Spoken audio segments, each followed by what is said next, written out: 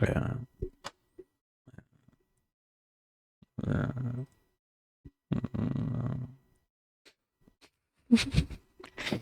Ah. Anyway.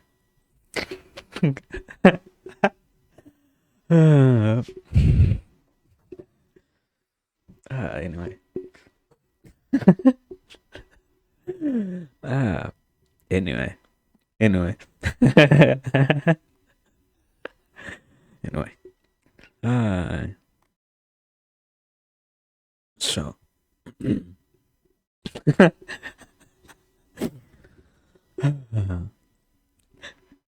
Ah, so keen.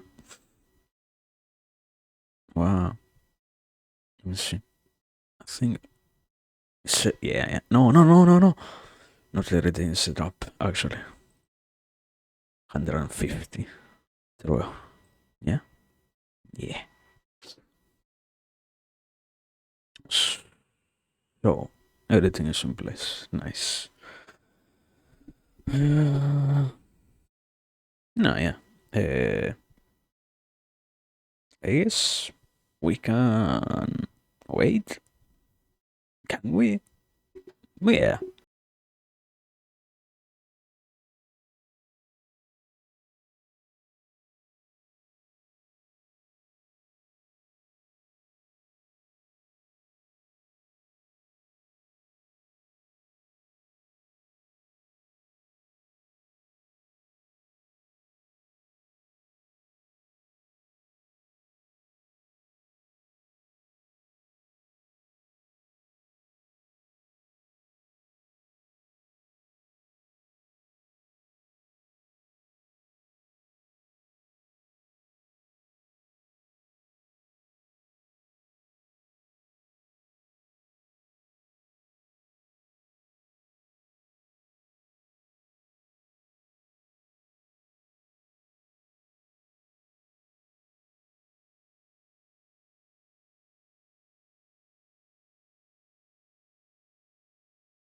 Good evening. Good evening. Wow. I should probably check. I don't think it doesn't work. It should work. It's working right now, yeah. So that's kind of enough. Kinda. Let me see. Wow. Here we are. So we have like way too much time. I don't actually today. Okay, there we go. Today I don't actually need that much time. We are already like incredibly late. I certainly am incredibly late. It doesn't matter. The point is here we are. So probably, most surely, we have to continue reading before it gets even later. So yeah, I I say something about. Okay, let me say that here. I don't know. I don't think it's. Let me be honest. Yeah, I do have a schedule of sorts, and it's interesting to see that. Yeah, but at the same time, I wouldn't actually believe on on what I say. The point is, I know I said today was philosophy, but I didn't even clarify what was it going to be about, and at the same time, I also want to uh, just have the opportunity of continue reading. That's what I actually also want to do. So I don't think it's a change of plans. It was more along the lines of in the end, if you think about it, it's like a cheap explanation, no? But it is still true that the Mahabharata is in some ways philosophy. Even if it doesn't want to actively be such a thing, it gets to be philosophy. So it works. It works well enough, I think. So yeah, the point is, we don't have real philosophy. We have Mahabharata. Thank you. So, with that being said, I guess we can probably now properly directly start. I don't know. Something along those lines.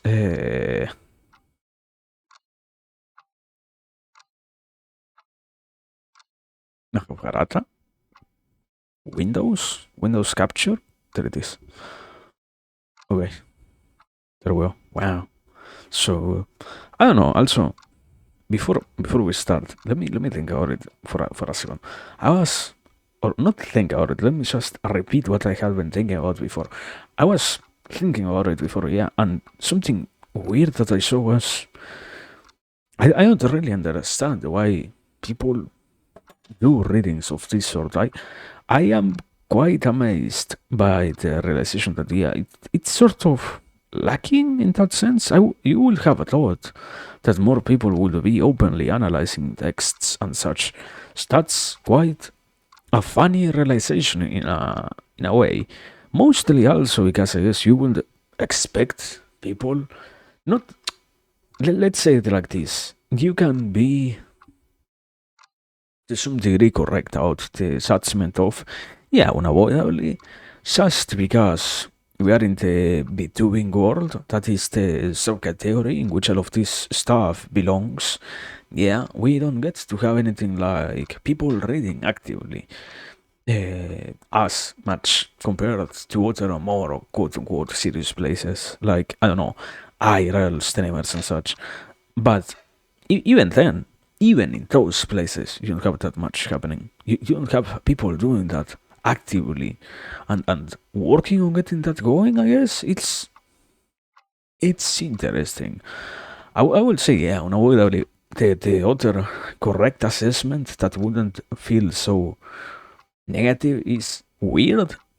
It also is weird to some degree. Everybody, not everybody, most people knows that they can read, not in a sense of, oh yeah, yeah, I can sit myself down and read something as a I guess we are still in the quote unquote business entertainment and whatnot. Yeah, it's sort of a meta-analysis unavoidably, but the reality is, yeah, we have the possibility of doing reading. It's not like you don't have anything to read, yet people don't do that in any capacity.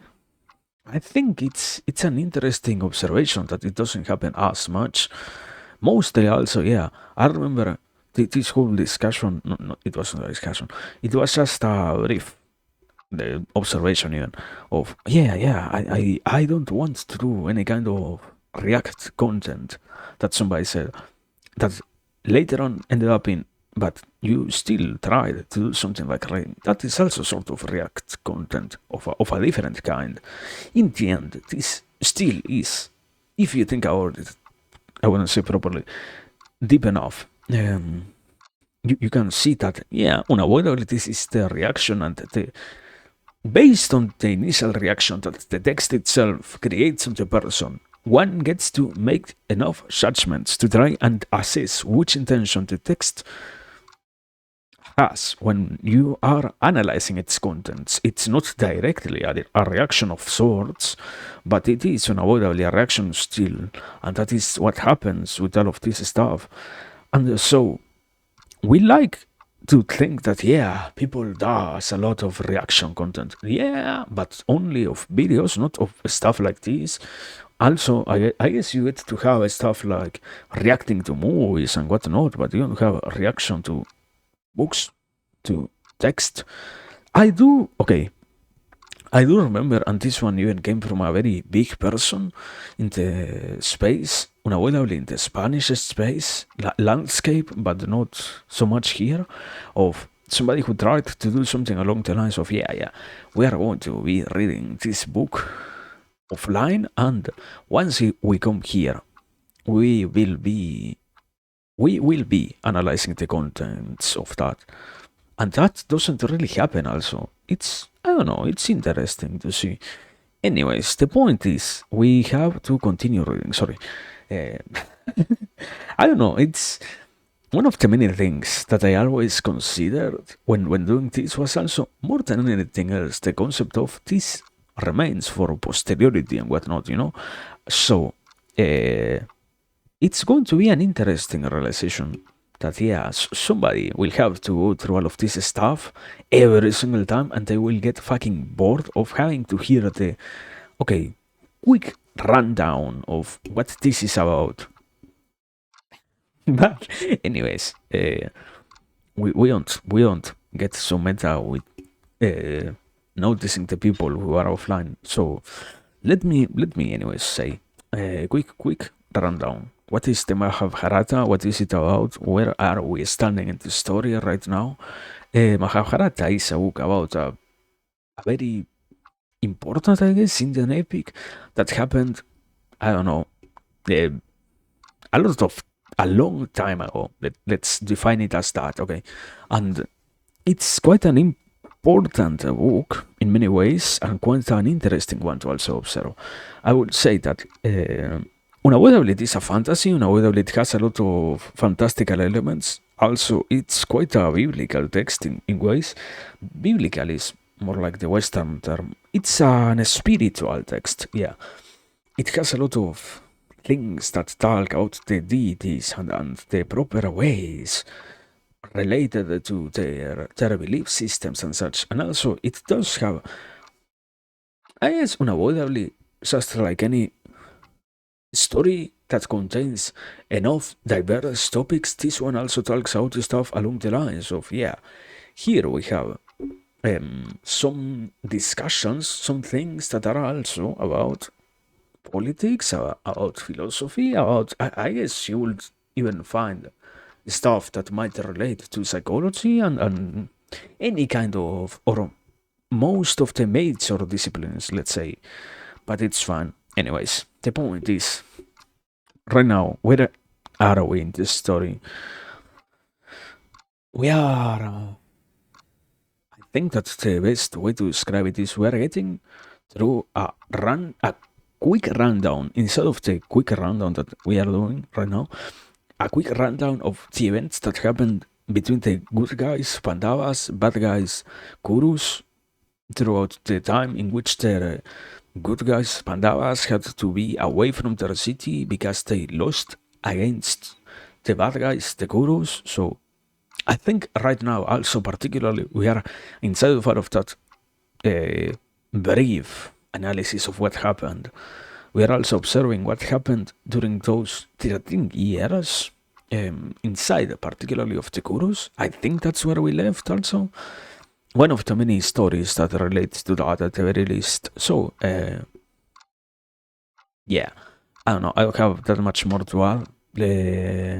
I guess we can proceed. Thank you. So, moving forward. Canto, let me actually start reading. We have Canto 271. Ramopakiana Parva. Thank you.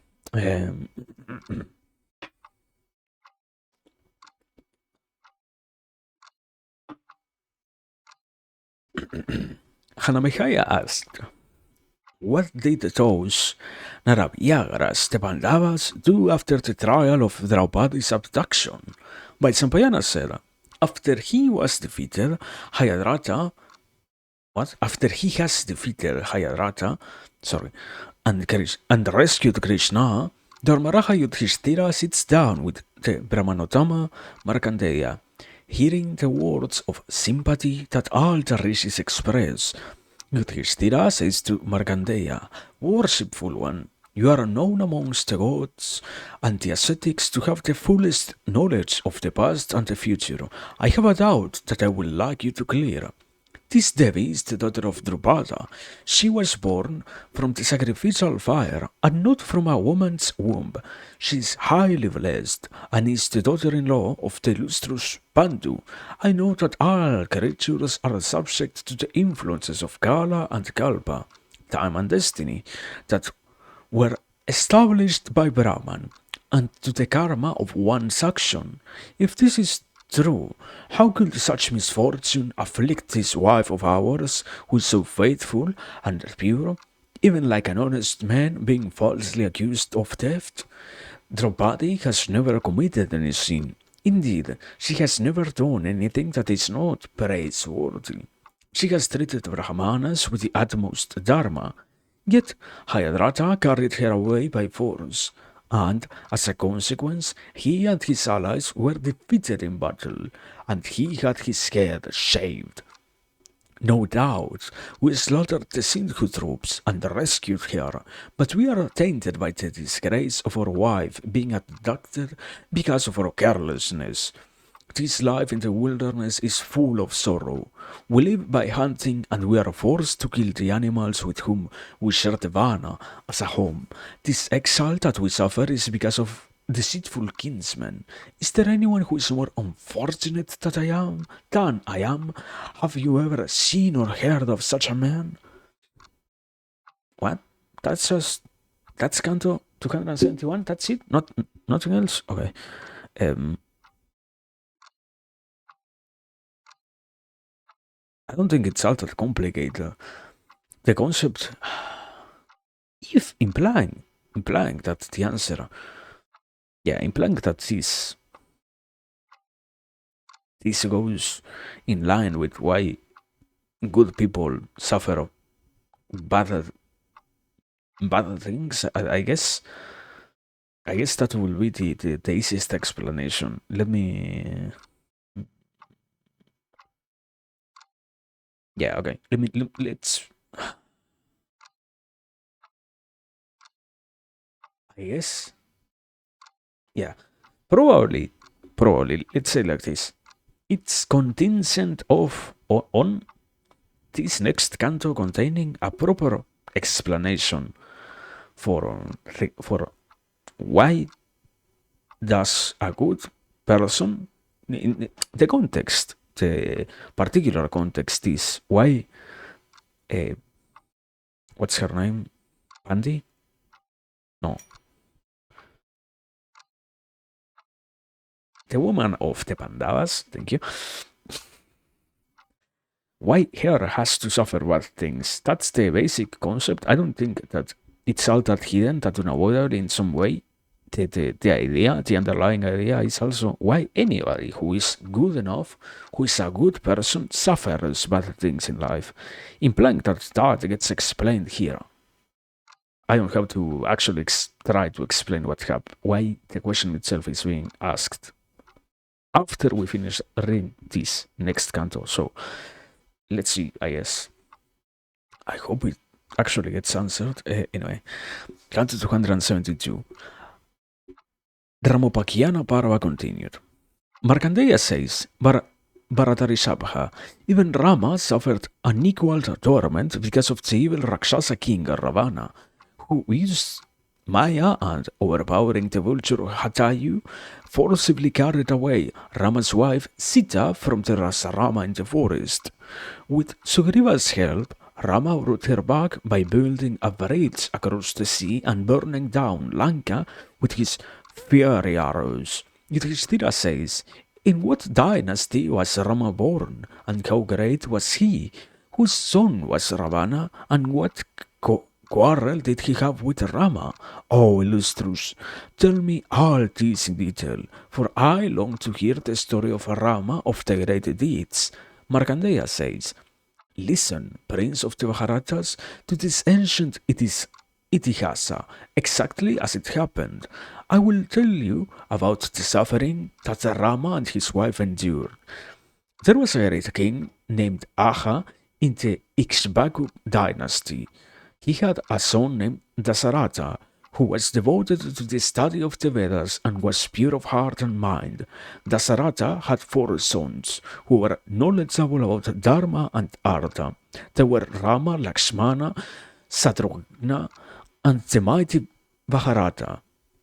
Rama's mother was Kausalya, Bharata's was Kaikeyi, and those twin scourges of their enemies, Lakshmana and Satrugna, were the sons of Sumitra. Hanaka was the king of Videha, and Sita was his daughter. Devashta himself created Sita with the intention of making her the beloved wife of Rama. This was the lineage of Rama and Sita, and now listen to how Ravana was born. That lord of all creatures and the creator of the universe, Sarvalokanam, Prabhu Swayambhu, Prajapati, that rishi like Deva, was the grandfather of Ravana.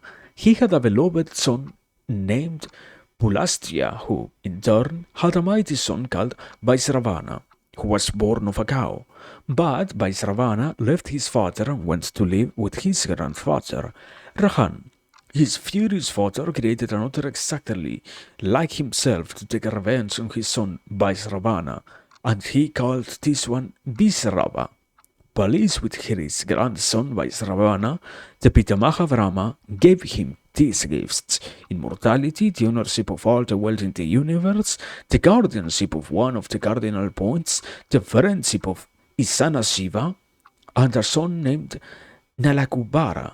He gave him Lanka for his capital, which was guarded by Litsun Rakshasas, a chariot called Pushpaka that could go everywhere at the will of he who sat in it, and kingship over the Yakshas, and sovereignty over other kings. Okay, um, I guess we're going into the more mythological explanation of stuff. I do.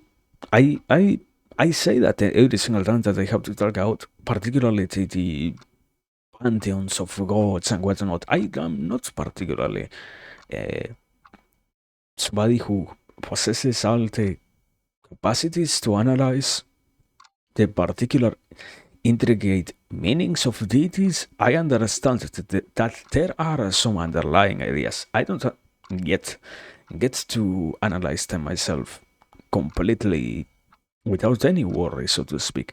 I do believe that there might be something that we might be missing, yeah, unavoidably. That's like the contention for not actually saying anything inside of this story so far about the gods themselves. Unavoidably, I guess, still, some meanings are not so complicated to analyze, like, oh yeah, even Rama, as in, even one of the major deities of the universe, suffered unequal torment because of the evil Rakshasa king Ravana, as in somebody who made them suffer without their destiny, not at a first glance revealing a true reason as to why they are suffering. Yeah, maybe that is a sort of analysis that you can do on this, but at the same time, I wouldn't focus so much on that. I do I do say, I do observe that there might be other underlying ideas that thus far we don't have the necessity to actually analyze here. Why? Going back to what I was trying to say, the question of this, not Canto 272, but rather Canto 271, the question of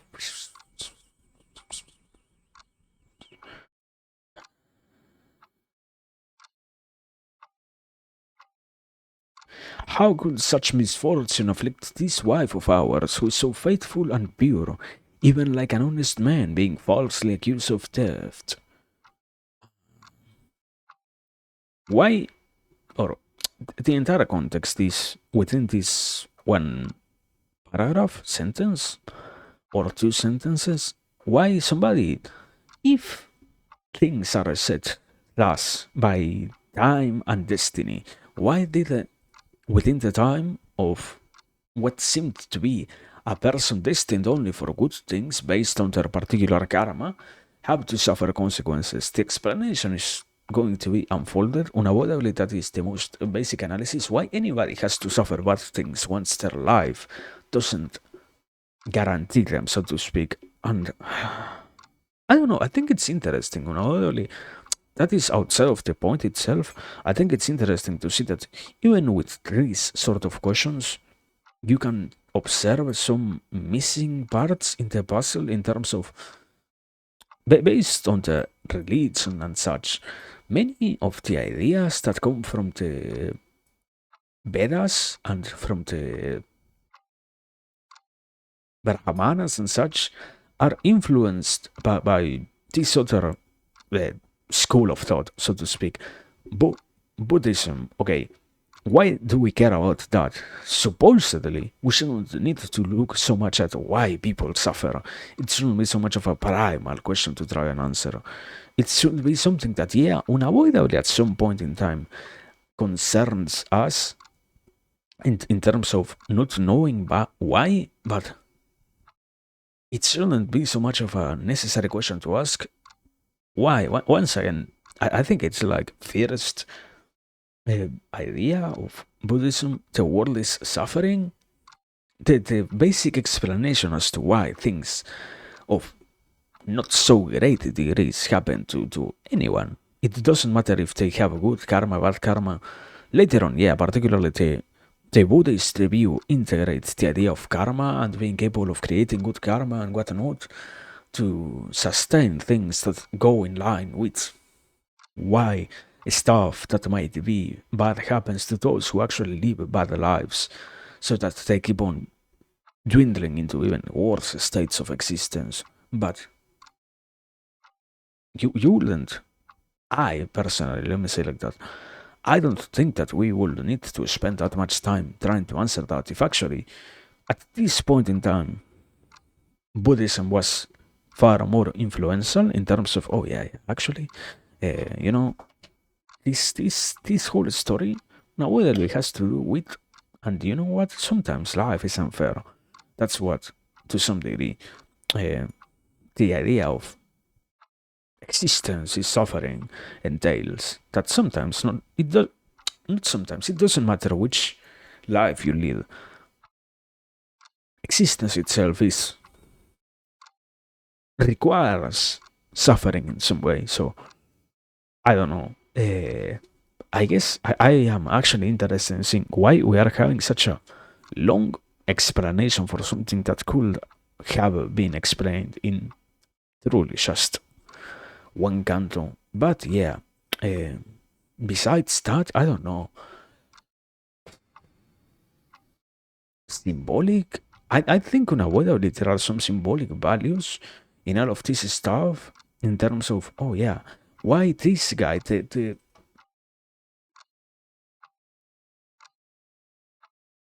incredibly hard to talk about that to some degree, but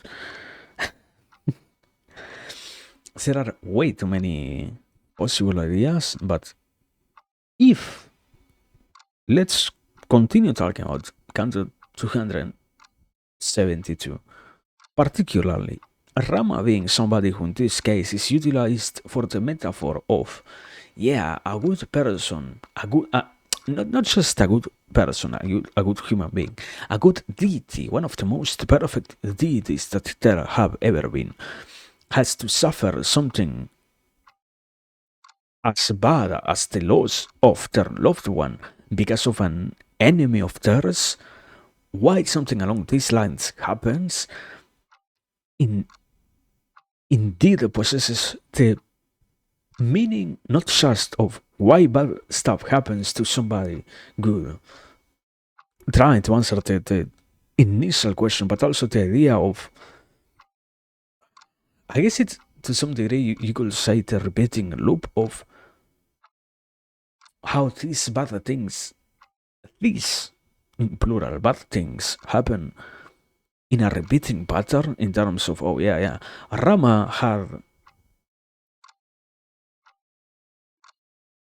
let me see, Rama suffered an equal torment because of the evil Rakshasa king Ravana. Eh, overpowering the vulture Hatayu, forcibly carried away Rama's wife Sita from the Rasrama forest. That's the initial idea. Now, I I think there is also something else that we could try to analyze in terms of, with Sugriva's help, Rama brought her back by building a bridge across the sea and burning down Lanka with his fiery arrows. I don't know so much about the violence. I guess unavoidably, particularly because there is always taking some steps back. Whenever you talk about older concepts of that are related to mythology and stuff that has to do with divinities and the analysis of any sacred text. In many religions, one of the most common findings is this idea of an eye for an eye. Therefore, if you do something bad, you deserve to get something bad done to yourself. Why? Not in terms of karma, but rather as a consequence for your bad actions. You deserve to get something bad done by the person to which you did those bad actions, if they involve someone else. This is one of the most basic ideas of. I think it can be explained with terms of tribal, as in more ancient ways of thinking about the stuff. When when you utilize when you live in more simpler societies, let's say, one of the many conditions that there needs to be is a way in which you can solve the feuds and disputes between people. Therefore, by instituting something along the lines of an eye for an eye, in this case, the story is Rama suffered something bad by Ravana. Therefore, he got to burn down Lanka. Is the idea of, yeah, the consequence of the evil action imposed on him allows him to also retaliate in that way. That is, once again, that is the basic idea of why that is present in this text particularly. I don't think it's all that important, interesting, necessary to actually observe. The true point is Rama brought her back by building a bridge across the sea. I guess, we have to assume a lot. There is also something. Okay, let me explain it like this. I try to focus on this part of the sentence. Unavoidably, there is a full. It's not a full stop. Stop here.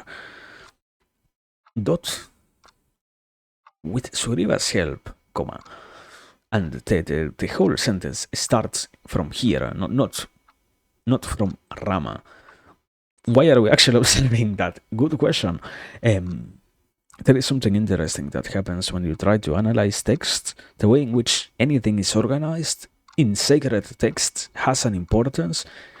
Issue is, we are reading a translation. We are not actually reading the direct Mahabharata. I don't speak Sanskrit to actually go and read the real Mahabharata in that sense. And unavoidably, we are not also trying to do something like a translation job onto or from the Mahabharata onto a more understandable language, or the common language that we are designed to utilize here, which is the English one. So I don't know, or I wouldn't dwell so much on that particular level of analysis of what in themselves the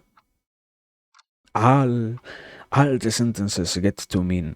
The underlying idea is what matters some more. So, with that being said, there are two possible interpretations. The first one is Rama brought her back by building a bridge across the sea, as in the guy did so, or what matters more, with Sugriva's help, with the help of someone else, the person who suffers from great anguish, in this case being Rama, brought her back by building a bridge across the sea. In both cases, the final idea is still somebody got to bring back. What's her name? Sita across the sea. And particularly, I think it's not all that complicated. There is one of those concepts called imagery. When you have a stuff that is unavoidably incredibly potent in terms of, oh yeah, this guy brought his wife back by building a bridge across the sea. It's something that you cannot even start to picture.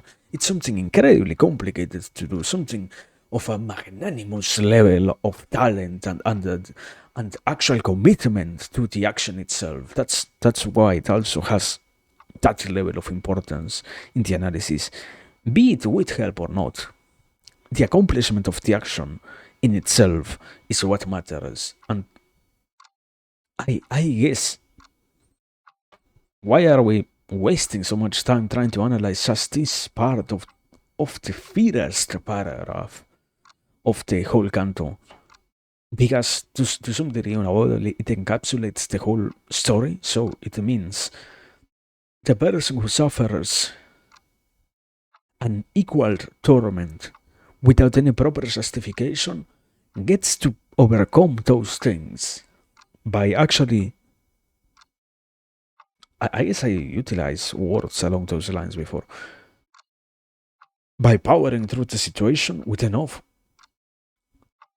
power of willpower, and with enough conviction towards the particular objective that they truly want to obtain. And in that case, also, once again, going back to the an eye for an eye tradition, they also get to do something in order to find some retribution from this bad thing which they never deserved. Unavoidably, also, I guess, following the structure of what we're analyzing right now, there is also something missing. What the fuck is inside of all of this the role of, yeah, there is no, but why did this happen? So, I guess that for that we have to continue reading. No, yeah. So far, nothing like that is being explained. Why does the bad person suffer? Digo, sorry. Why does the good person, the completely perfect, amazing person, suffer bad things too?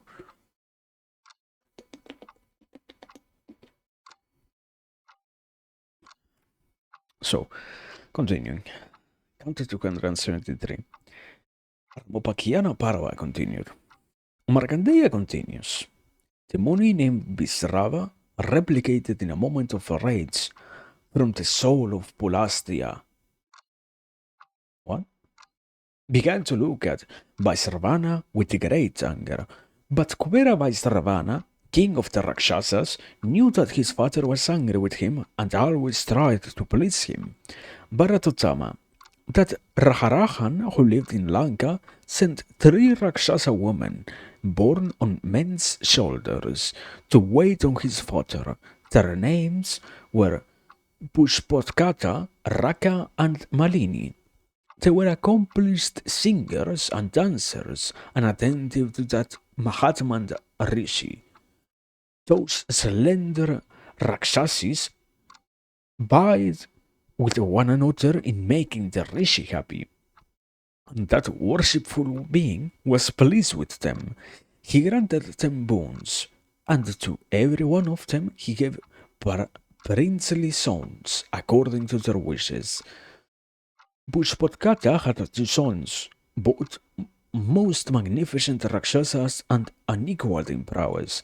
They were Kumbhakarna and Dasagariva Ravana. Malini had a son named Bibhishana, and Raka had twin children named Kara and Suparnakha. Bibhishana was the most handsome of them all. He was pious and conscientiously performed every religious rite. The first of Rakshasas, Dasagariva, the ten-headed, the eldest, was devout, vivaciously and strong beyond belief. Kumbhakarna was the most powerful in battle, for he was a fierce and terrible warrior and a master of Maya. Kara was a skilled archer. He hated Brahmanas and lived on human flesh, and the fierce Surpanakha was a constant bane to the Pasvins in Devana. And learning the Vedas and diligent in ceremonial rites, all these lived with their father on the Gandhamadana mountain. There they saw Vajravana, a owner of great wealth, always borne on men's shoulders, with their father. Gripped by envy, they decided to perform the most severe tapasya to please Brahma. Dasagriva, subsisting on air alone and surrounded by the 5 sacred fires, meditated while standing on one leg for 1,000 years. Kumbhakarna performed his tapasya with bowed head and hardly ate at all. The wise and magnanimous Bibhishana undertaking fasts and subsisting only on dry leaves, also cite Indiana and practiced severe tapasya for a long time. Kara and Surpanakha cheerfully protected and attended on them while these others were at their penance. At the end of 1,000 years, the invincible Nasagriva cut off 9 of his heads and offered them to Agni. Lord of the universe, was pleased and, appearing to the Rakshasa Tapasvins, told them to stop their tapasya and promised to grant boons to each of them. Brahma said, I am pleased with you, my children. Stop your tapasya and ask me for boons. I will give you anything you ask for, except immortality. Ravana, your heads, which you offer to me in the great fire, will adorn your body as before, in whatever way you like. Your body will not be disfigured. You will be able to assume any form at will and conquer your enemies in battle. This is my promise. Ravana said, May I never be defeated by a Gandharva, a Deva, a Kinara, an Asura, a Yaksha, Rakshasa, a Naga, or any other creature. Brahma said, You will never have a cause to fear any of those you have named, except men. May good fortune attend you. This is my command. Ten-headed Ravana was jubilant, for, being an eater of men, he dismissed humans as being of no consequence. The Pitamaha spoke to Kumbhakarna in the same way, and being dull-witted, Kumbhakarna asked for the boon of long sleep, which Brahma granted. Then Brahma addressed Bibhishana and told him to ask for any boon he wanted, as he was pleased with him. Bibhishana replied, Lord, grant that even when I am in grave danger, I never swerve from the path of Dharma, and that being ignorant, I may be enlightened by the light of divine knowledge. Brahma replied, Parantapa, although you are born a Rakshasa, your soul does not lean towards Adharma, and so I grant you immortality. Excuse me, what? Brahma said, I will give you anything you ask for except immortality. Brahma replied, And so I grant you immortality. Okay. Anyway, Markandeya continues. Having obtained his boon, the ten-headed Rakshasa defeated his half-brother Kubera by Ravana in battle and wrested the kingdom of Lanka from him. The noble Kubera left Lanka and, followed by his Gandharvas, Yakshas, Rakshasas, and Kinnaras, went to live on the Gandhamadana mountain. Ravana forcibly took the Pushpaka Vimana from him, and for this Kubera cursed him, saying, This chariot shall never carry you. It will bear the man who will kill you in battle, and because you have insulted me, your elder brother, you will soon die. Rahan, the devout and splendid Bibhishana, who always walked the path of Dharma, followed Kubera. That divine lord of wealth was pleased with his younger brother and gave him command of the Yaksha and Rakshasa armies. In the meantime, the mighty and man-eating Rakshasas and Pisachas. Sorry. In the meantime, the mighty and man-eating Rakshasas and Pisachas came together and made Dasagriva their king. He could take any form at will, and his powers were terrifying, able to fly through the air. He attacked the Devas and the Daityas and took their most valuable possessions from them. Because he terrified all creatures, he was called Ravana, and with the power to master as much strength as he wanted without a limit, he struck terror in the hearts of the Devas, says Markandeya. Okay, that's Canto 273, yeah. So, it's interesting to see literally all the context. At the same time, it's kind of puzzling as to why we're spending actually so much time on that. Uh, hmm, it's kind of an actual question. Why are we spending so much time on this? Where is even Rama? Why we're focusing on Rama? Why? Where is Rama anyway?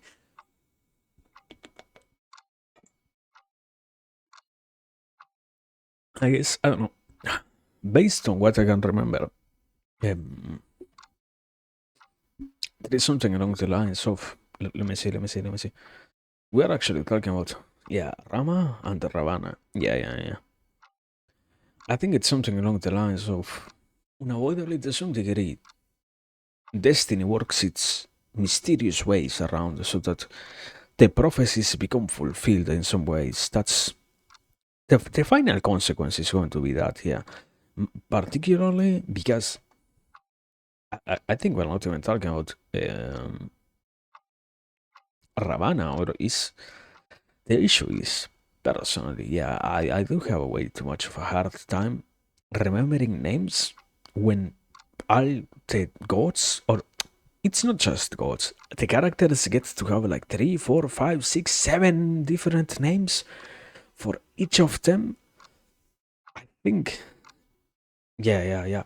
Ravana said, then he's named as what's the other name that.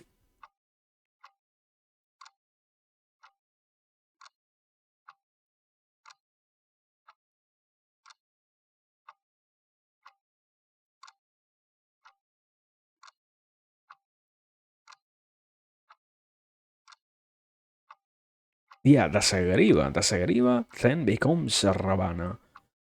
So, anyways, the point is, Ravana gets to find his fate fulfilled. Why? Ravana said, may I not be killed by anything but humans? And the explanation that the Mahabharata gives is destiny has to come through, it has to be fulfilled. Therefore, in this case, we're talking about, you know what? Destiny is that Ravana has to die somehow. So, he has to do something bad enough to somebody innocent so that his destiny gets fulfilled. I think that is sort of the explanation. Unavoidably, we are not still in the part in which it is directly being addressed, the question as to why good people suffer. I think it also has to do one of the many other layers of this that gets always mentioned is karma from past lives. I think it also has to play a role in this, but we will see. Continuing. Canto 274. Ramopakhyana Bharava continued. Markandeya says, when terror gripped the worlds, the Brahmarishis, the Siddhas, and the Devarishis, with Havyavaha as their spokesman, asked Brahma for protection. Agni said, Dasagriva, the powerful son of Visrava, cannot be killed because of your boon. Endowed with a limitless strength, he oppresses the earth's creatures. Protect us, Bhagavan. We have no other refuge but you. Brahma said, Bibhavasu, neither the Devas nor the Asuras can conquer him in battle. I have already ordained the means of his death, and that is imminent. At my command, the four-headed Deva has already incarnated for this. Vishnu Mahatman will accomplish what you want. The Pitamaha said to Sakara, you and all the Devas must be born on earth in Amsa as sons, born of monkeys and bears, heroic, powerful beings who can take any form at will, who will be Vishnu's allies. At his words, the Devas, the Gandharvas, and the Danavas quickly assembled to decide how they should each be born on earth. Brahma commanded a Gandharvi named Tundubhi to go to earth and accomplish his task. Tundubhi was born in the world of men as the hunchbacked Manthara are the chief devas, including Sakra daughters, Sard children, and the wives of the best of Banaras and Rikshas.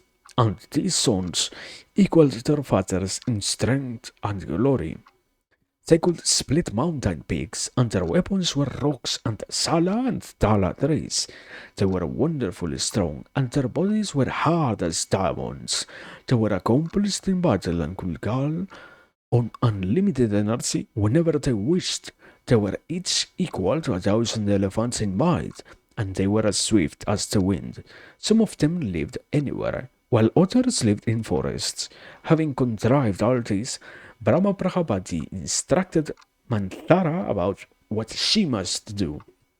Manthara of the mind quick as lightning understood immediately and from then on went here and there, busying herself with creating and funning quarrels, says Markandeya.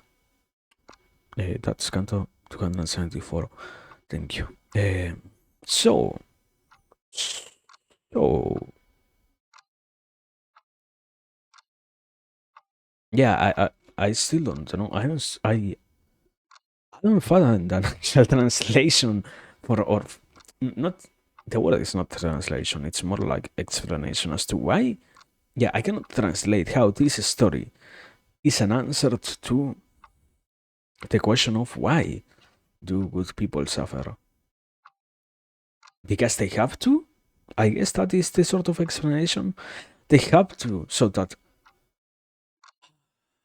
trying to think out the karmic system. I guess it has to do with the idea of no action goes without a consequence. Therefore, an action of such a huge weight as causing pain on somebody who has been utterly good must equal that the person who is receiving the bad things from others is actually creating a new point in the karmic wheel, so to speak, so that a big enough consequence can be born out of this completely new consequence. It's along the lines of, yeah, there are other explanations along these lines. You can find them on stuff about the Brahmanas. Some people that are also sort of considered deities in this religion, that is about, yeah, these people are so divine that if you were to do anything bad to them, you will be punished so harshly that not only you, but I think it is like 5 generations after you and before you will all be condemned because of this incredibly bad action. So that then means something along the lines of, unfortunately, what happens here is, yeah, these people, these guys, are just playing with fate so that somebody who is utterly bad gets to suffer consequences of big enough weight on their life. Therefore, that's why also we're talking about, yeah. Ravana, I think it is his name, ends up being killed basically because of this. Something that was so uncalled for that the only penance which you can perform for that is literally dying. I guess that's the explanation, but once again, it doesn't justify particularly why the bad person, why the good person has to suffer. It only justifies why the bad person does it in terms of, oh yeah, and the karmic balance of the world. But I don't know, I guess personally, let me say it like that. There is something very pleasing about the idea of why somebody good has to suffer. Con- Conclusion being because it does serve a purpose for the karmic wheel, but still it doesn't get to, in life, in real life, solve the question. Mostly because in this case you're not giving a complete answer. I guess unavoidably I am having to do a lot of reading into what is being said. I have no idea if it actually means something along these lines or not.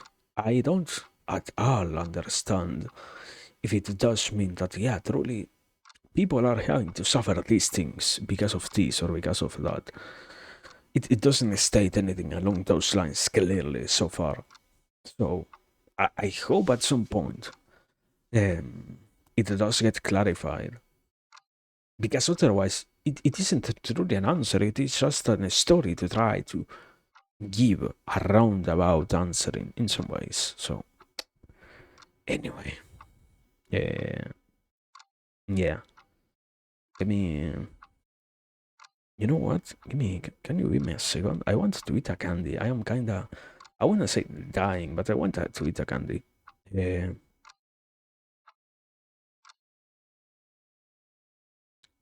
okay, give me a second. Because I literally have the candy next to me.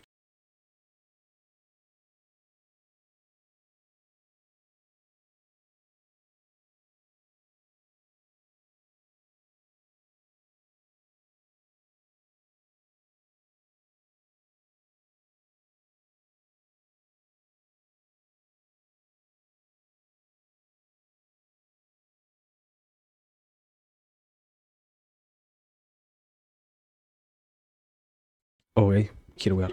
I remember, what was it?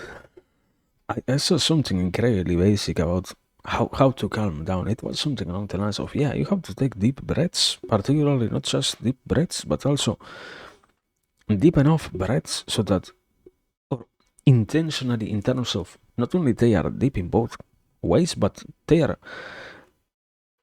longer when you exhale rather than when you inhale.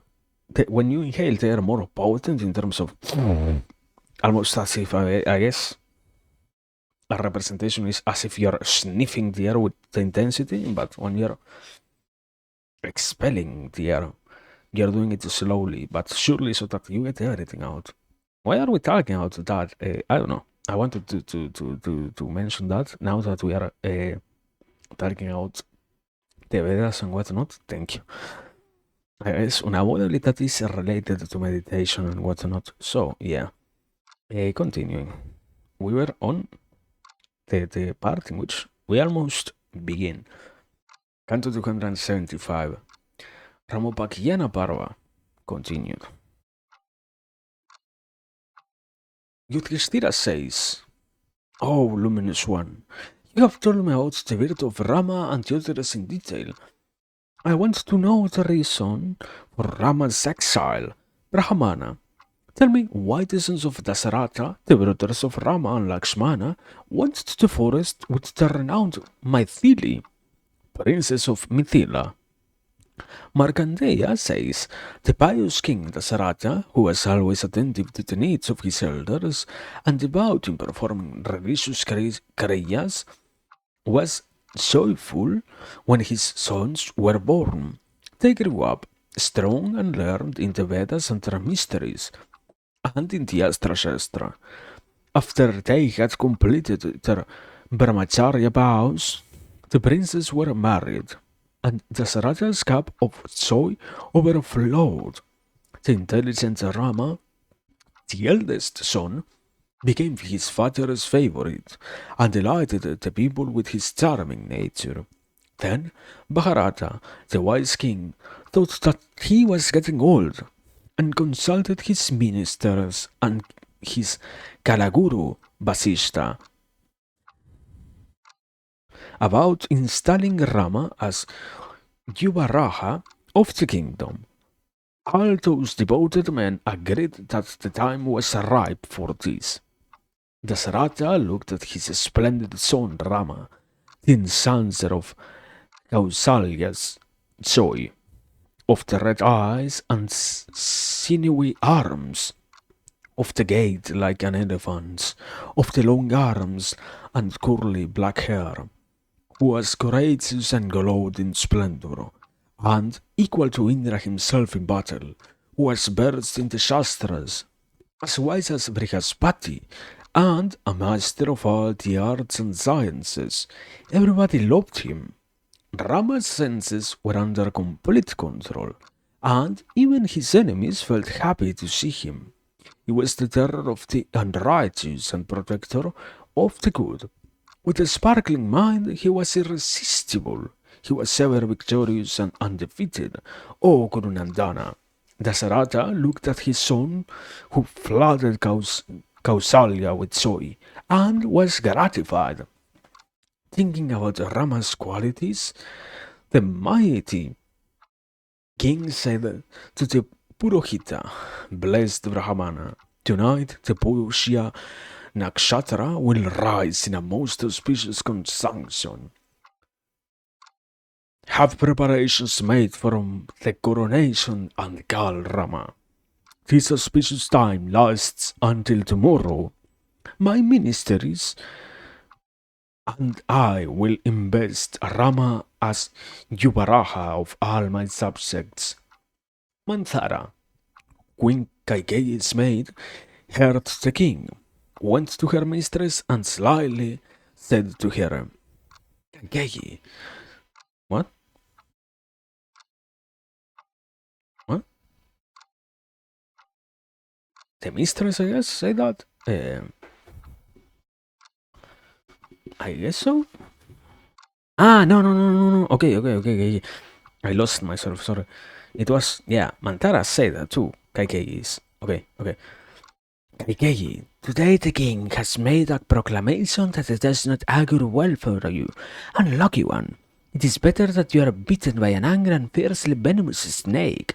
But Kausalya is fortunate, for it is her son who is to become Yuvaraja.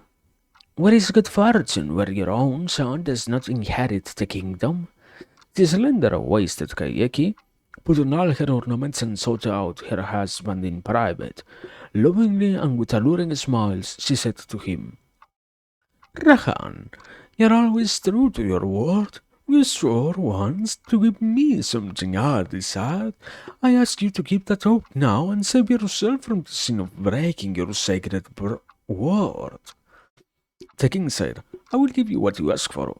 Ask for anything you like. What man, undeserving though he may be of death, shall I kill today? What man that deserves to die shall I set free? Who shall I give wealth? Whose wealth shall I confiscate? Whatever wealth there is in this world, except that which belongs to Brahmanas, is mine. I am the king of kings and the protector of the four Varnas. Tell me quickly, blessed Devi, what does your heart desire? Kaikeyi heard the king and knew that she had bound him to his pledge, and that her power over him was strong. She said, I want Mahabharata be made Yuvaraja, and Rama to be sent into exile for 14 years into Dandaka Aranya, wearing matted hat on his head and clad in rags and deerskin. Bharatama, the king heard her words like daggers and was speechless with grief. But learning of his father's pledge and Kaikeyi's demand, the noble Rama went into the jungle so that his father's dharma was preserved. His wife Sita, the princess of Videha and daughter of Hanaka and Lakshmana, that best of archers, followed Rama into the forest. After Rama left, King Dasarata died, as was destined. Queen Kaikeyi called her own son Bharata to her and said, Dasarata has departed for Swarga, and both Rama and Lakshmana are in the forest. Take this vast kingdom that has no rivals to disturb its peace. But noble Bharata cried, You have done an evil thing by killing your husband and having Rama sent into exile. From lust for wealth and power. Mother, oh accursed woman, you have piled sin on my head. And the prince wept bitterly. He proved his innocence before all the subjects of the kingdom and set out after Rama to bring him back, with Kausalya, Sumitra, and Kaikeyi in chariots going before his retinue. And with a heavy heart, he set out with his brother Satrughna. Accompanying him were the rishis, Vasishta, Bamadeva, and thousands of other Brahmanas, and the people of the cities and the provinces, all wanting to bring Rama back. On the Chitrakuta mountain, Bharata saw Rama and Lakshmana, the rest like sadhus, with bows in hand. Rama, however, was determined to keep his father's word and dismissed Bharata. Bharata returned and ruled from Nandigrama, keeping his brother's wooden sandals in front of him always. Rama was afraid that the people of Ayodhya would come again to Chitrakuta and make its way through the dense Bana to the ashram of Rishi, Sarabhanga. There he paid homage to Sarabhanga and, entering the forest of Dandaka, set up his dwelling on the banks of the Godavari. While he lived there, through the wilds of Surpanakha, Rama was forced to fight Kara, who lived in nearby Hanastana, that the righteous son of the Rakubamsa killed 14,000 Rakshasas in order to protect the rishis at Tartapasya, whom the demons preyed on and ate. By killing mighty Rakshasas like Kara and Dushana, the wise Rama restored the peace of that sacred forest. After these Rakshasas had been slain, Surpanakha, her nose and lips mutilated by Lakshmana, flew to Lanka to her brother Ravana, where the Rakshasa woman, demented with grief and dried blood staining her face, saw Ravana. She fell at his feet. He was overpowered by anger at seeing how horribly she had been disfigured and, grinding his teeth, sprang up from his throne. He dismissed his ministers, and when they were alone, he asked his sister, "Who has done this to you? Forgetting that you are my sister, who is he that calls my vengeance and his death so ardently to him? Who is he that sleeps happily with a fire lit so near his head? Who is he that steps on a vicious serpent? Who is he that stands with his hand thrust into the mouth of a lion?" Flames of fury burst from his body, as a night fire spews out of the hollows in a dry tree. His sister told him about Rama's prowess and about the defeat of the Rakshasas with Kara and Dusana at their head. Impelled by destiny and the slaughter of his kinsmen, Ravana thought of using Maricha to kill Rama. He resolved on the course he would follow and arranged for Lanka to be ruled by his ministers while he was away. After consoling Suparnakha as best as he could, he set out on a journey across the sky. He crossed the Trikuta and Tekala mountains and saw the vast ocean of unplumbed waters, the home of Makaras. Crossing the ocean, ten-headed Ravana reached Gokarna, the favored place of the illustrious Deva, armed with the Trisula. And there, Ravana met his old friend Maricha, who, out of fear of Rama, had become a sannyasin. That's Canto 275. Okay. I have a personal question. It isn't in the text itself, but I don't want to say deserved unavoidably. The good person who did not deserve anything bad done to them is in this case Rama. I think that we have established that already, but the question sort of becomes then, okay, but isn't killing still bad? I don't understand that part of the. I guess, yeah. I'm meant to understand that part of the Mahabharata in general. At which point killing is actually allowed. To some degree, there are so many rules about what is karma and dharma and destiny and allowed by existence and by the gods and whatnot. Isn't, to some degree, the karma of having killed, even if they are evil beings having killed thousands of beings, isn't that unavoidably sort of a direct consequence, a direct reason as to why Rama's wife gets taken from him? Isn't that the message to some degree? Am I just construing it to my own view? I don't know, man. I don't think it is all that impossible to make sense of. I see it and I think about it like that. I, I don't know. I don't know. It's sort of enigmatic, I would say, unavoidably. But okay, I guess yeah. I don't know. I don't have that much more questions about this. Let me. No, yeah, yeah.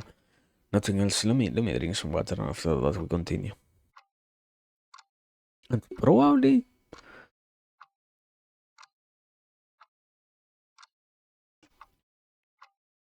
after next canto, we're most surely going to take a break. I think so.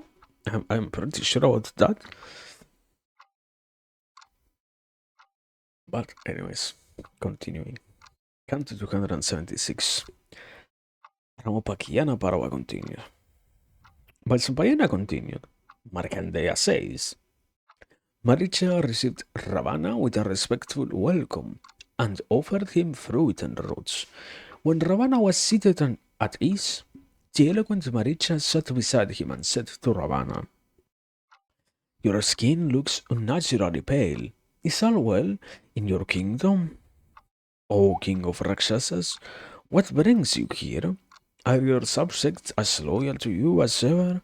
Whatever it is that has brought you here, consider it already done, even if it be difficult to accomplish.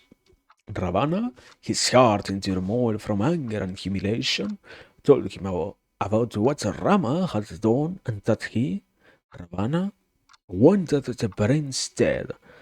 An alarmed Maricha said, You must not provoke Rama. I know his prowess. No one can withstand his arrows. That great one is the reason for my taking Sannyasa. What evil creature has instigated you to follow a course that will surely bring ruin upon you? Ravana replied simply, If you do not do as I say, you will die.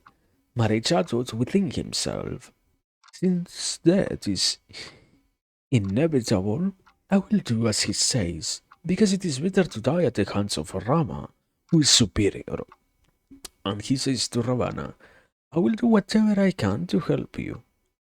The Sagriva Ravana said to him, Take the shape of a deer with golden skin and antlers of gold, and go and enchant Sita. When she sees you, she will send Rama to hunt you, and then she will be mine to carry away. Losing his wife, the villainous Rama will die of grief. This is what you must do to help me. Maricha performed his own funeral rites in anticipation of his death and unhappily followed Ravana. They reached Rama's Rama and both did as planned. Ravana took the guise of a sadhu with a shaven head and carrying a kamandalu and a three-pronged staff. Maricha took the form of a golden deer. He appeared before Sita and, spurred by her own destiny, she sent Rama after the deer. Eager to please her, Rama took up his bow, left Lakshmana to protect Sita, and set off in pursuit of the deer. Armed with bow and arrow and his sword, his fingers cased in lizard skin gloves, Rama went after that deer, even as Rudra followed that astral deer as told in the Purana. Ravana lured Rama a great distance away by appearing and disappearing from sight, and then leading him on. Finally, when Rama realized that the deer was a Rakshasa, the illustrious scion of Raghu shot a golden creature with an unerring arrow. Struck with Rama's arrow, the Rakshasa Maricha cried out in agony. perfectly mimicking Rama's voice and calling out to Sita and Lakshmana. By day he heard the cry and told Lakshmana to hurry to the spot from where the cry came. Lakshmana said, Gentle princess, have no fear. You can harm Rama. Oh, Sita of the sweet smiles, you will see your husband Rama return any moment now. When Lakshmana said this, the chaste, naturally timid Sita was suspicious of the innocent Lakshmana's motives and began to cry. She, who was devoted and faithful to her husband, scolded Lakshmana. Foolish one, what you secretly yearn for can never be yours. I would rather kill myself with a weapon or throw myself from the top of a hill or walk into a blazing fire than forsake my Rama and live with a sorry wretch like you, like a tiger is with a suckle. The good-natured Lakshmana, who was devoted to his brother, covered his ears in anguish and set off on the path that Rama had taken, without a single look at that devil with the lips as soft and red as the bimba fruit. Now Ravana, wearing a saintly guise that hid the great evil that he was, like ashes covering a smoldering fire, came to dear Rama. He came in the form of a hermit to carry away that princess of the blemishless character. Sita saw him and welcomed him with fruit and roots, and offered him a seat, ignoring this that what? Huh? Ignoring this that okay, sorry. Sorry. Ignoring this, that tiger amongst Rakshasas showed his own form.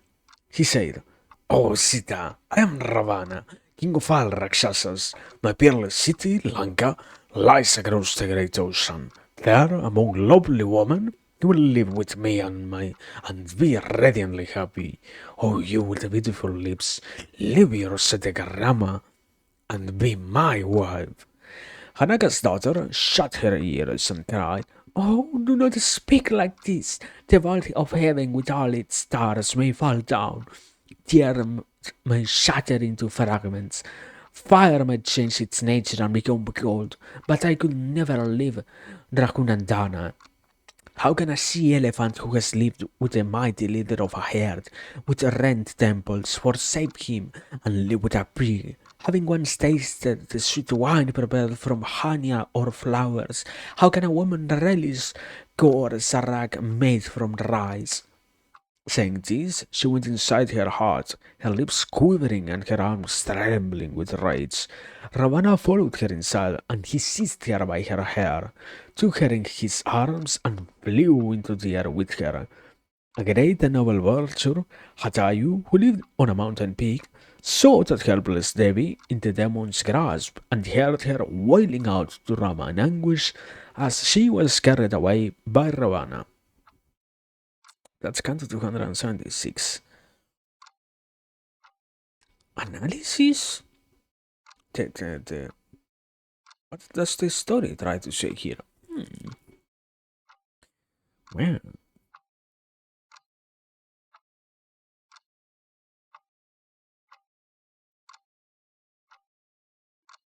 okay, let's do it like this. I do actually have to take an idle break, so I think I said by mistake when I described what why we were going to take a break before, but yeah, give me a tiny second. I need my a quote unquote idle meeting. Thank you. So yeah, 5 minutes on the clock, running now.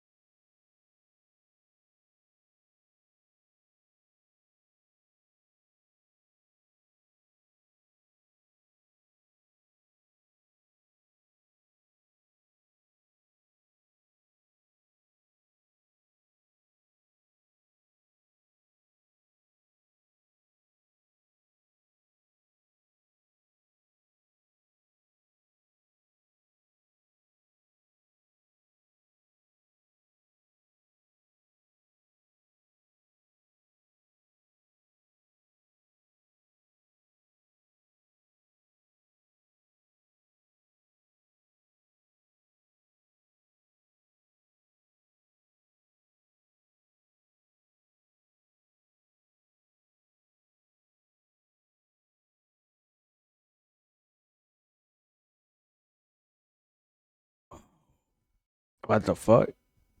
Well,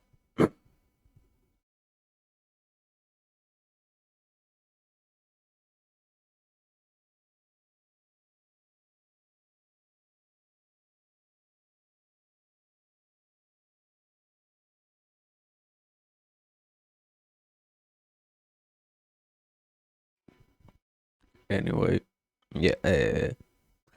Why do I sound like? Anyways, I'm back. I guess. Uh, yeah. Everything is fine. I guess. I don't know. Let me continue. Thank you. Let me. Wrong scene. Thank you. That's the reality. We are on the wrong scene. Okay. Now for real. Continue. So, no, no. Wait, I know why. Because I didn't say anything about this. Not that I hope that there is something to say about this. Yeah, I don't actually have any idea. I don't think there is that much of a concept here. To some degree, it is the repetition of the last story that we talked about last time, probably. I don't understand that really. I guess it has to do a little bit with the stuff like, oh yeah, you know, here we have all of these things and all of this stuff about certainly the, the loop of how good people suffers, which we have already been talking about, the whole story also of, yeah, the faithful woman who even against one of the most powerful enemies doesn't allow her heart to be persuaded and sways under the influence of somebody else, which also is present and which we also analyzed before when the literally same pattern happened when Draupadi was captured. So yeah, that's also there. And I don't know what else. Something. I don't truly think that there are that much more or that many more metaphors included here. There are in unavoidably there are metaphors, yeah, but I don't think that there are any important particularly. So. Um, moving on, I guess. Moving on. Canto 272. Ramupakiyana Parva continue. Markandeya says, Hatayu, heroic king of the vultures, whose brother was Sampati and whose father was Arjuna, was a friend of Dasarata's. Seeing his friend's daughter-in-law on Ravana's lap, that kind Ranger attacked the Rakshasa in fury. He cried, Leave the princess of Mithila. Rakshasa, how can you ravage her when I am alive? If you do not release my daughter, you shall not escape from me with your life. And Jatayu began to tear at the king of the Rakshasas with his talons. He lacerated Ravana with 100 wounds by striking him with his wings and beak. Blood flowed from Ravana's body as freely as water from a mountain spring. Attacked by this vulture, who fought for Rama's sake, Ravana drew his sword and hacked away at Hatayu's two wings, and as the immense avian fell to the earth below, the Rakshasa soared into the air, shooting out above the clouds with Sita in his grasp. As they flew, whenever by day he saw an asrama of rishis, a lake, a river, or a tank, she threw down one of her ornaments. She saw 5 great monkeys on a mountain top, and that intelligent princess threw down a piece of shimmering cloth torn from her garment. That strip of yellow cloth fell fluttering through the air and flashing like lightning from the clouds amongst those 5 foremost of Banaras.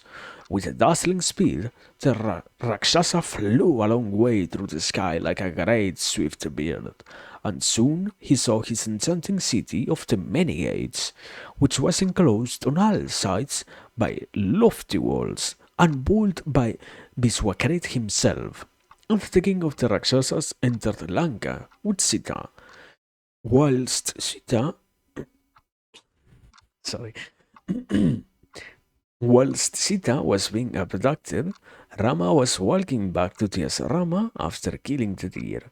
When he met his brother Lakshmana, Rama scolded him. How could you live by the day alone? Rama. Yeah. How could you live by the day alone in the Rakshasa infested forest? He realized that he had been purposefully lured away a great distance by the deer, which was a Rakshasa in disguise, and his heart misgave him sharply when he saw his brother and knew that Sita was alone.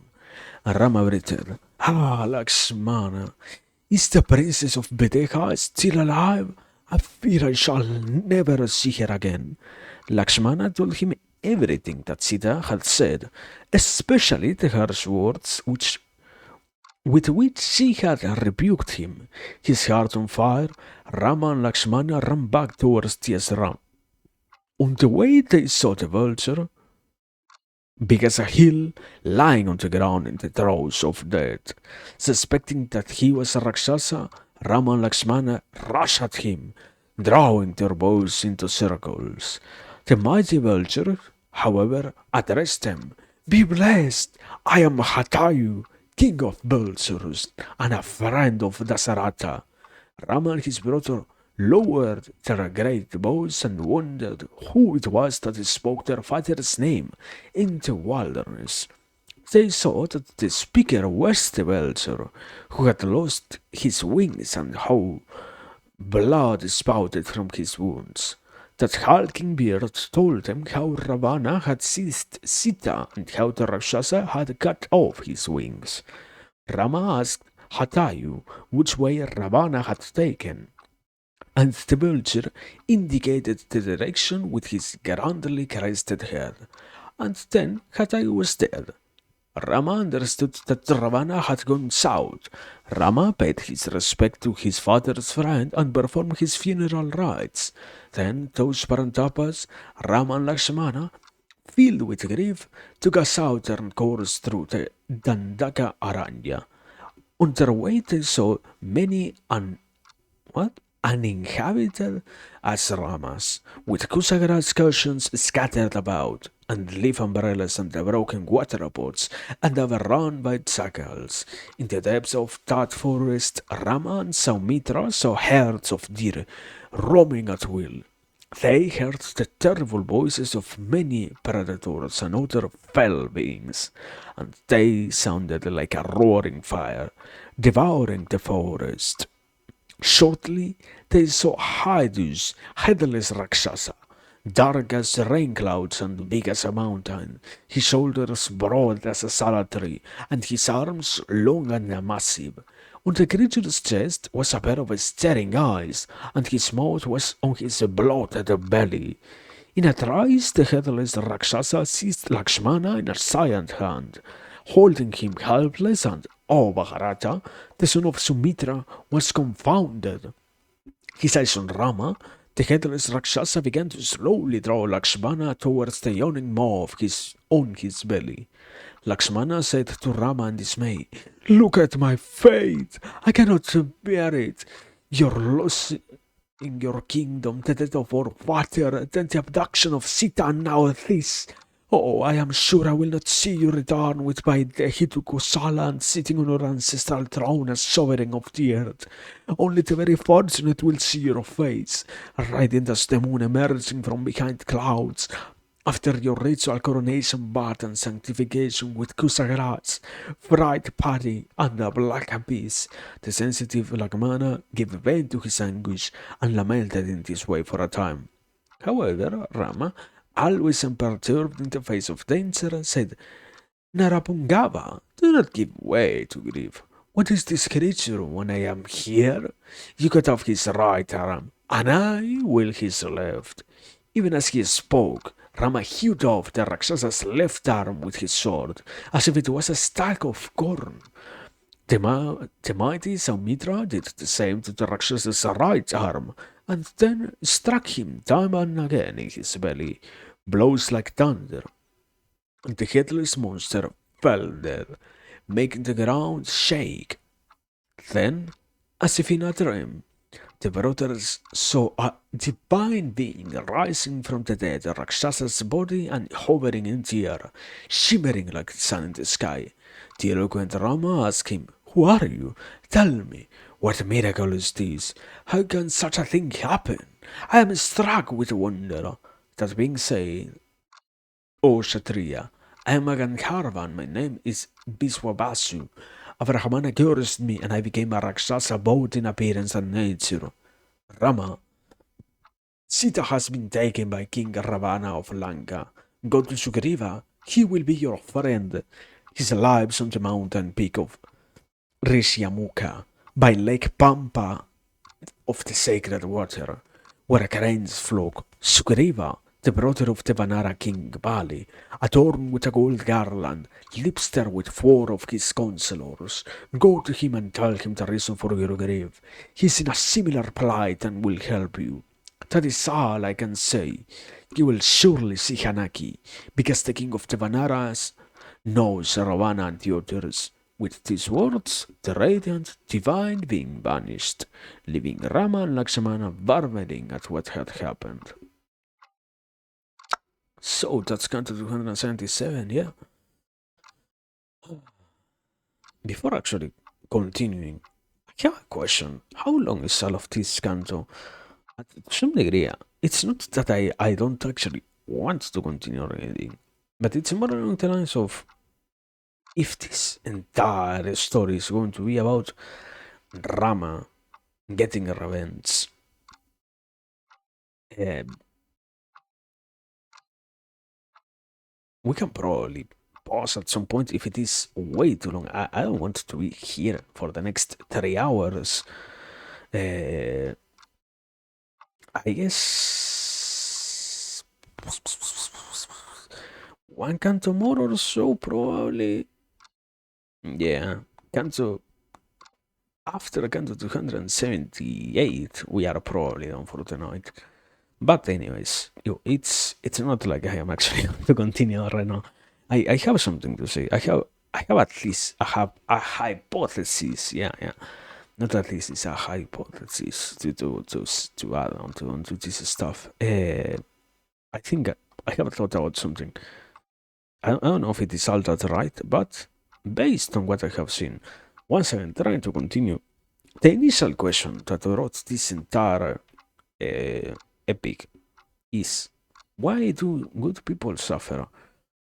I think that, yeah, the mythology that is trying to be constructed or to be built is, yeah, unavoidably because there is a major destiny behind all of that, and particularly now adding on to that, I guess that one of the most important roles is also understanding how even deities themselves are involved in the accomplishment of the resolution of the bad things on the side of the person who did not deserve anything but done to them, so to speak. I would. Once again, I am still not fully sure that this is totally, absolutely undeserved. Still, the Mahabharata, or not the Mahabharata, Hinduism does include a lot of Buddhism inside of it. I am quite surprised that, yeah, killing is not truly considered something bad. So I would also add, probably, based on my own theory, it does have also to do with, even if they are morally for humans, in accordance with the Dharma, so to speak, with the correct way of living, there are still some other things that need to be taken into account for what counts as good, as bad, and the consequences that come out of that. Inside of that, anyways, moving from that degree of analysis, going back into the goats also are involved with the correction of the karma of the good person who receives unwarranted bad events on their existence. I think that, let's say like this, it is such a big event for the karmic will, so to speak, that even gods end up paying for this event and end up being involved. That is sort of what also happens.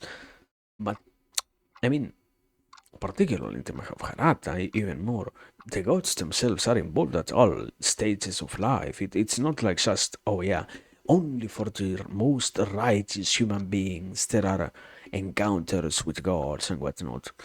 Also, here we are seeing an encounter, or not particularly here.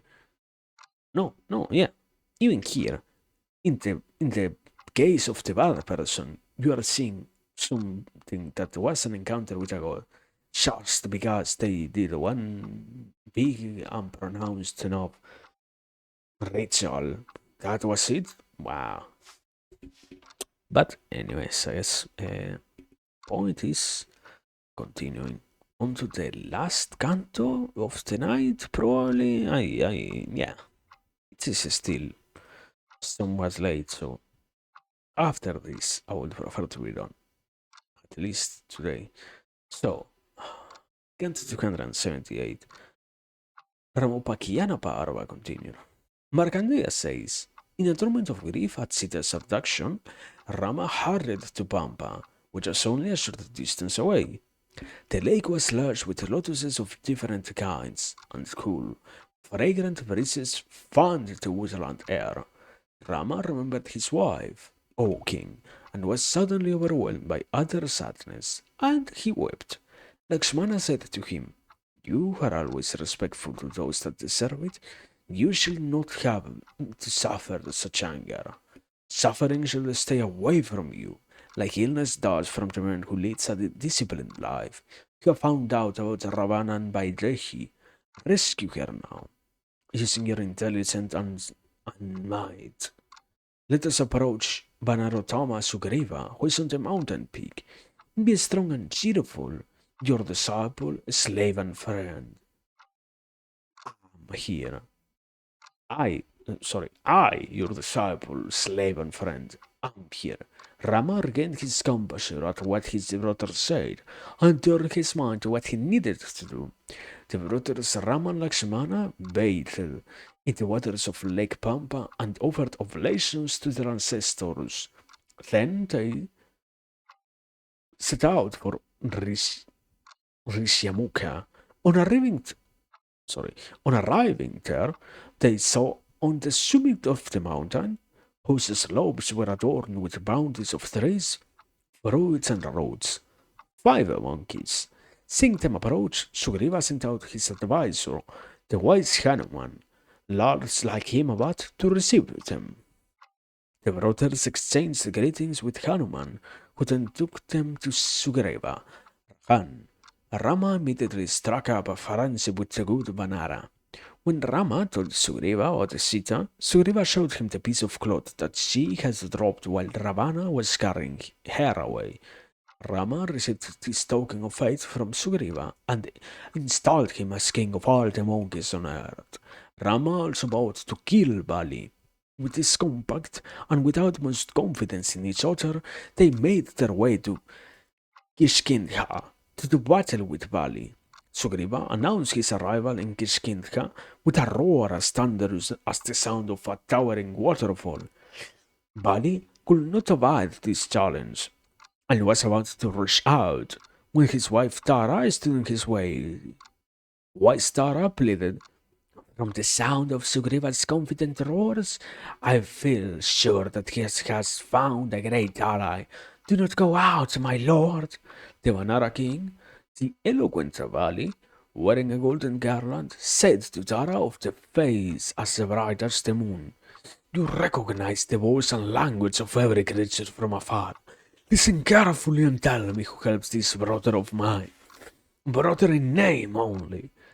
Tara said, listen, O Galpiswara, and I will tell you, this Raja's son Rama, greatest of archers, mightiest of Kshatriyas, whose wife has been abducted, has made a pact of friendship with Sugriva, Rama's brother, the intelligent Lakshmana, also mighty armed, the unvanquished son of Sumitra, stands beside him to ensure Sugriva's success. Minda, Jupiter, Hanuman, the son of Pavana, and Jambavan, the king of bears, are Sugriva's ministers. They too stand by his side. All these illustrious ones are blessed with vast strength and intellect, and they all want you there. So do not venture out, my lord. But the king of the monkeys ignored her advice. He suspected that she had lost her heart to Sugriva, and was filled with raging envy. He upbraided her harshly and came out of his palatial cave to face Sugriva, who stood on the slope of the Malyavat mountain. Bali said to Sugriva, "Often have I defeated you, because life is so precious to you, and because we are brothers, I have spared you each time. What makes you wish for that again?" Sugriva answered Bali in such a way as to inform Rama of all that had transpired between him and his brother. He said gravely, "You have robbed me of my wife and my kingdom. What need have I of life? I have come to you in search of that." The Vanara brothers spat venom with vicious words, then flew at each other in Bharat. Fighting with Sala and Tala trees and stones, they struck each other down. They leapt high into the air. They struck with their fists. They raked each other with nails and beat with long, sharp fangs. Covered in blood, the two heroes shone like a pair of red-blossomed kintsuga trees. As they fought, they looked identical and no one could tell them apart.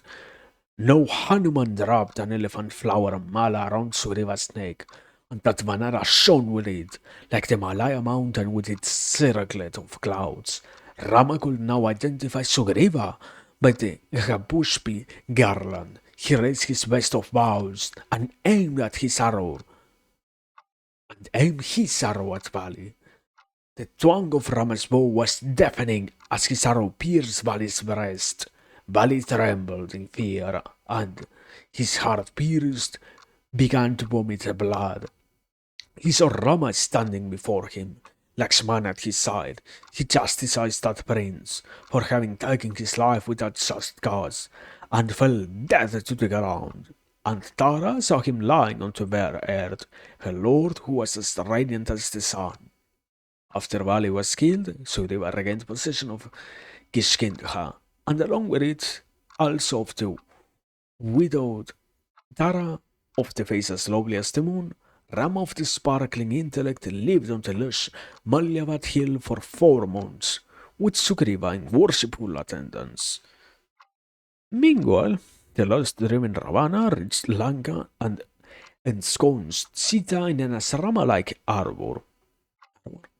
In a wood of Asuka trees as lovely as the Nanjana, Vana, Sita put on Balkala and passed her days in distress, living on fruit and roots, practicing tapasya and keeping vratas, and wasting away day by day, pining for her Rama. The king of the Rakshasas appointed some Rakshasa women armed with bearded spears and swords, lances and battle axes, maces and flaming brands to guard her. Some of these had 2 eyes and some 3. Some had eyes on their foreheads, some had long tongues lolling down to their throats, and some had none. Some had 3 breasts and some only 1 leg. Some had 3 matted braids on their heads. Some had only 1 eye. There were those who had blazing eyes and hair as stiff as the camels, and they all stood watchfully, surrounding Sita night and day. And those fearsome such a woman with dreadful voices always spoke savagely to her. "Let us eat her, a dainty morsel she will make. Let us mangle her and tear her into little pieces. This woman has no regard for her master." Filled with grief at being separated from Rama, Sita sighed and said to the Rakshasa woman, "Devour me at once, good woman. I have no desire to live without my husband, whose eyes like lotus leaves and wavy blue black hair. Else I will go without food and become emaciated, like a she-snake hibernating in a tala tree. I have no will to live. No, for certain, I will never live with any man other than Raghava, the descendant of Raghu, And knowing this, do what you like with me. Hearing her, those Rouse's what the fuck is this word? Sorry. Ra- Rouse's voiced Rakshasis went to the king of the Rakshasas and reported what she had said. When the Rakshasas were speaking to Ravana, one of them, Trihata, kind-hearted and pleasantly spoken, consoled the princess of Videha. She said, "Listen, O Sita, to what I tell you, for I believe completely in what I am about to say. O you of the lovely hips, cast away your fear and listen. There is an intelligent and old chieftain in the Rakshasa of the Rakshasas known as Avindhya. He always wishes Rama well, and he has said this to me. Reassure and console Sita. Tell her that her husband, the mighty Rama, is well, and that Lakshmana serves him faithfully. Raghunandana has struck up a friendship with Sugriva, the king of monkeys, and is ready to come to your rescue. Timid one, have no fear of Ravana, whom the world despises. Oh, daughter, Nalakubara's curse will keep you safe from him. Brahma cursed Ravana once for having ravished his daughter-in-law, Ramkha, and the Rakshasa's 10 heads will blow apart in shreds if he ever forces himself on another woman. Sita, your husband will come soon with Sugriva and Lakshmana, and he will take you away from here.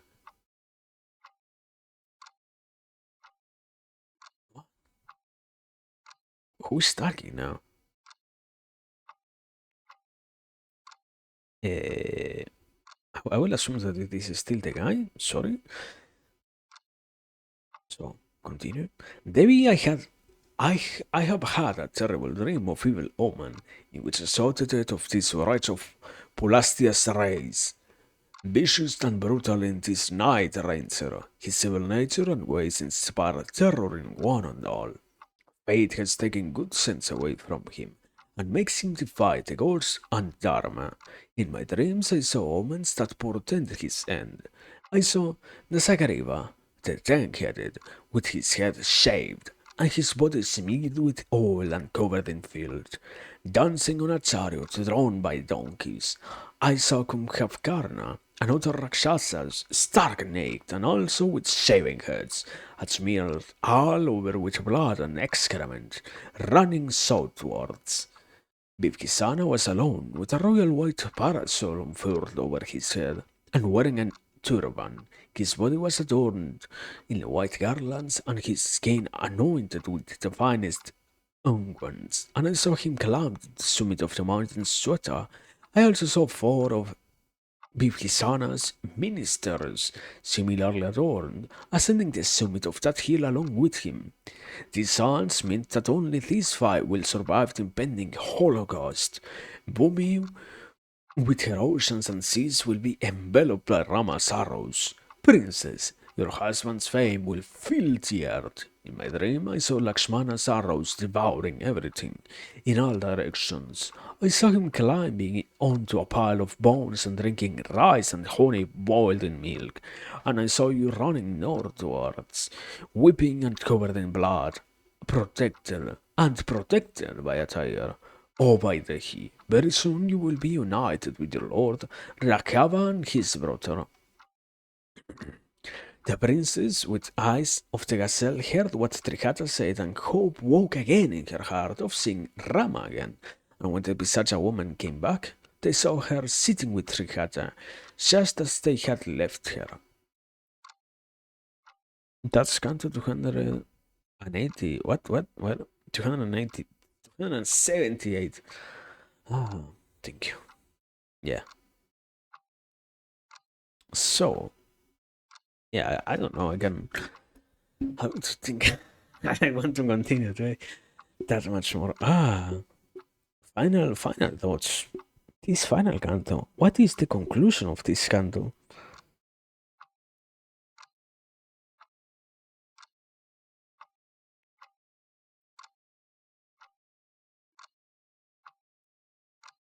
I don't really see anything.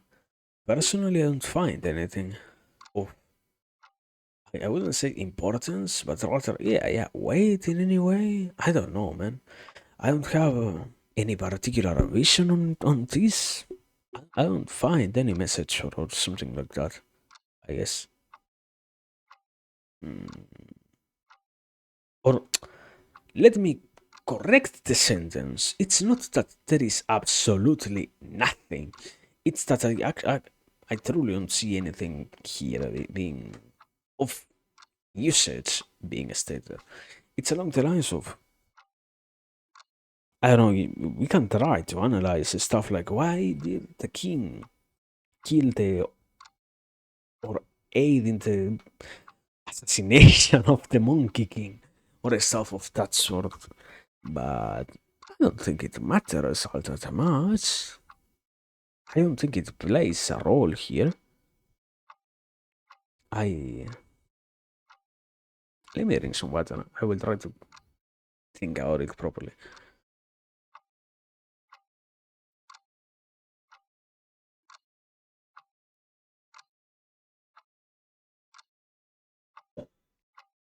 I guess unavoidably out the vision, for example, you have stuff like, oh yeah, this guy is so good. So you have to realize that yeah, you are in good, not in good hands, but your destiny is sealed. You're going to be safe once again. Just be patient. Something along those lines, I guess. But that's just like restating basically what the vision said. Not much else. It's I think that it's something along the lines of, let me say it like this. The entire context was, yeah, why we are talking about somebody who is suffering completely undeserved bad things on their life. In this case, being what was Rama? Rama suffering the loss of his wife, not as in death, but seeing or having to experience how his wife Sita was taken from him, basically. And the message is, yeah, unavoidably all the signs that can exist are put in motion to ensure that things get to be corrected. Now, okay, I don't have anything else to really say, but let me add this. There is something that I still don't like out of these discussions, and that is, yeah, it does leave an empty space for stuff about. And are you actually aware that certainly there are some people that we are within a mythology and whatnot, yeah, but in real life, there are people that still have to suffer incredibly horrible shit. And what is the explanation for them? Oh yeah, they will get their vengeance. There are some people that literally died without having any kind of vindication in them. Where in these stories do those kind of people fall? I don't know. I think that I have to probably have to personally read something along the lines of why Brahmanas and Kshatriyas are not so much of a prevalent species, race. I don't know how you call them. Um, Group. I think that something along those lines probably got discarded so that we don't have to talk about those groups. And that's why also, despite the Indian culture becoming popular, we don't talk about that caste system anymore like that. But still, as in the explanation of, oh yeah, these rules particularly apply within these other contexts. Once you take them out of the context of the Kshatriyas and the Brahmanas and whatnot, it does not apply as much. But I don't know, brother. I have no idea.